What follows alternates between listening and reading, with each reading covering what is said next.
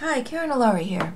I just wanted to do a real short video today talking about Lavender Fields, which is one of my painting videos. And some of the members on my website were recreating this painting and having a little trouble with the light source and the concept of the importance of light in the painting. So I just wanted to really talk about what understanding and using your light source can do to improve your painting. It does two things, our understanding and using our light source. It defines the forms in the painting. For example, this tree here is basically a big ball, a big circle shape, and we define that form by understanding where the light source is and using that to define the form. Same with these lavender bushes, they have a rounded form to them. Same with this tree. It's all about form and defining that form to give the impression of 3 dimensions on this 2-dimensional space.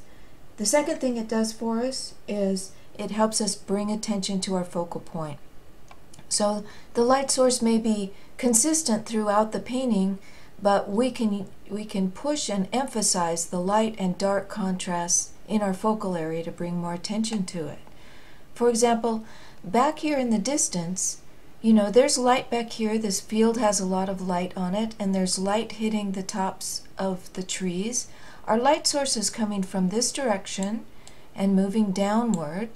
It's fairly high in the sky, but it's slightly over to this direction. So in the background, the tops and the right sides are more lit, whereas the bottoms and the left sides are more in shadow. And doing that just gives an impression of some form back there, but you'll notice that we've kept all the edges very soft, it's very blended, the colors are pretty close together, the values are close together. Whereas when we get into this tree, we're really emphasizing these contrasts. The darks get very dark and the lights get very light, so that we have that contrast in value to bring emphasis here. So we thought about it. We didn't just randomly put in lights and darks to create contrast. Instead, we think about the light source and we put more of our light on this side of the tree and more of the dark on this side of the tree. Now there's smaller forms within this big circle form. For example, here's a spherical ball form, and this one too has more dark on this side and more light on this side. And think about too the fact that the tree itself is a big ball, so you want to make sure you have light here in the front, because that's the area that is coming towards us and is being hit by the light there in this direction. So it's super important to think about that light source and then to use it so to your advantage to both define the form of elements and to define the focal point by having a lot of contrast and crisp edges and pushing that light, making the lights lighter and the darks darker in your focal point. The same is true here in the forms of the bushes. You can see that they're more light on this side and more shadow on this side. So we get these repeating forms of the light on the right and the shadow on the left until we go into the shadow area where it's just more shadowed altogether.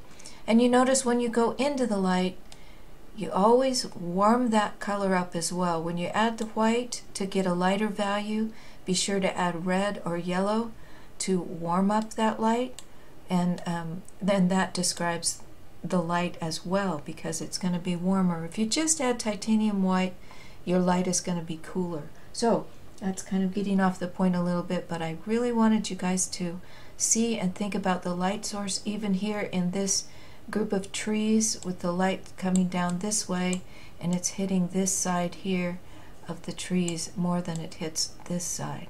So hopefully that helps and helps you think about light source both as a way to define your forms and a way to bring attention to your focal point and to push those lights and darks and to push those light forms to your advantage in your painting. Okay, well, that's all we have today, and we'll talk again soon.